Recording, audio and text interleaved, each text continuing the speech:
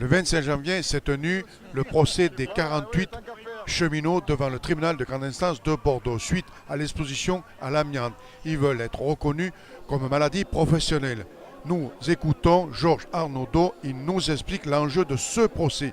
Ils ont espoir que la cour d'appel reconnaîtra leur maladie professionnelle. Alors présentez-vous. Bon, alors je suis Georges Arnaudot, président de l'association Allo Amiante et coprésident de la coordination nationale à la Cavane. Ouais, vous êtes là aujourd'hui pour... Alors nous sommes là aujourd'hui parce qu'il y a une audience de 48 cheminots. Alors j'ai pas précisé que l'association Allo Amiante avait été créée en son temps pour les cheminots en 1999. Ouais. Aujourd'hui elle s'occupe de tous les secteurs professionnels, mais à l'origine c'était les cheminots. Donc aujourd'hui il y a 48 cheminots qui sont auditionnés pour défendre leur préjudice d'anxiété. Ouais. Alors l'histoire est particulière en ce sens que leur préjudice d'anxiété a été reconnu par le Conseil des prud'hommes. Ensuite, l'entreprise a fait appel, bien évidemment, ce qui est logique, ça fonctionne comme ça. Et puis la Cour de cassation a décidé que les gens qui avaient un contrat de travail dans une entreprise non classée amiante ne pouvaient pas prétendre à la réparation de ce préjudice. Et or, il se trouve que la SNCF, comme d'autres, EDF et d'autres entreprises, eh bien, n'ont pas de site classé. Ah oui, donc ça pourrait les débouter de leur demande. Ça pourrait les débouter de leur demande. Sauf à dire que nous, bien évidemment, nous n'acceptons pas d'une part cette discrimination, et puis ensuite les différences, parce qu'il n'y a pas que les cheminots qui sont concernés, je me permets de le rappeler, quoi. Oui, il y a des entreprises privées qui venaient travailler pour ces sociétés-là, et qui étaient en contact avec l'amiante. Oui, alors ça c'est un autre problème, mais qui est tout à fait similaire. Ouais. C'est-à-dire que les salariés des entreprises sous-traitantes étaient souvent autant exposés, voire plus, que ceux qui travaillaient dans la maison mère, on va dire, et qui ne peuvent pas prétendre à la réparation non plus. Ah non, ouais, d'accord, malgré qu'ils soient touchés par l'amiante. Ils sont dans les mêmes conditions, comme les autres, ils voient leurs collègues et camarades malades et partir, etc.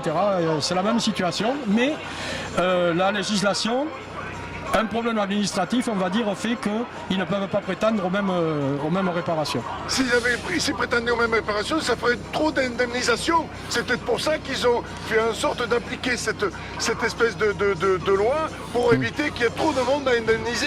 Alors ça, c'est un problème, oui, qu'on essaie de nous mettre à l'avant, effectivement.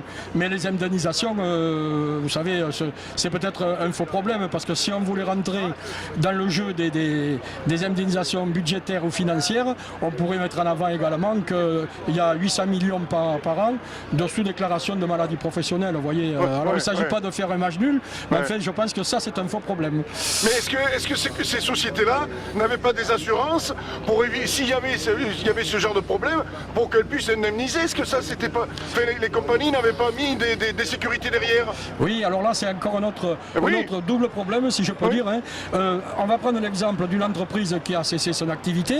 Lorsqu'elle est condamnée pour avoir exposé les gens dans les mêmes conditions que ce dont on traite aujourd'hui, il y a les assurances, les AGS qui sont chargés de faire de couvrir la dette, hein, on va parler comme ça. Et bien également la Cour de cassation a décidé que les AGS et les assurances donc, ne rentraient pas dans cette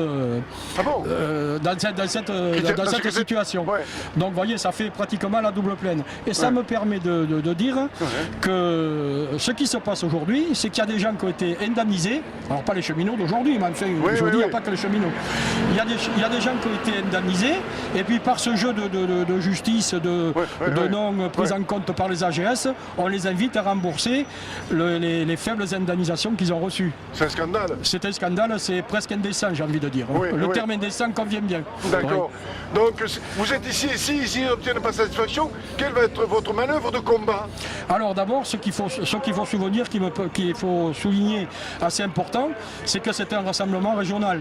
C'est-à-dire que toutes les associations de défense du Sud-Ouest, la CGT bien évidemment qui est avec nous, se sont rassemblées pour voir ce qui va se passer. Donc ça veut dire que derrière, on ne va pas baisser les bras certainement, et on va trouver une piste pour essayer de continuer de manière que ça ne se renouvelle pas, et essentiellement pour éviter cette discrimination surtout. surtout. Parce qu'on considère que ça ne peut pas être l'administration ou la loi qui régit les risques et l'anxiété des gens, et en particulier les maladies après. Parce que vous savez, malheureusement, dans ceux qui sont dans le tribunal aujourd'hui, ils sont en préjudice d'anxiété, mais dans quelques années, on est quasiment certain qu'il y en aura la moitié qui seront des victimes de l'amiante. Ça, c'est officiel. Quelle a été la position de la médecine du travail dans cette affaire? La médecine du travail, dans le cas précis, si on en est là, si on est amené à demander des préjudices d'exposition ou même dans le cadre de la réparation, c'est souvent parce qu'il y a eu des déficiences au travail, des déficiences dans la sécurité, j'entends bien, et puis dans la protection des gens. Et bien dans ce cas-là, la médecine du travail, elle n'a pas toujours été à la hauteur. Elle n'a pas été toujours à la hauteur. À la hauteur. Le terme à la hauteur me paraît assez adapté. Oui. Bon, mais c'est gentil, votre nom c'est Georges Arnaudot. Merci monsieur Georges Arnaudot, c'est gentil à vous. Merci.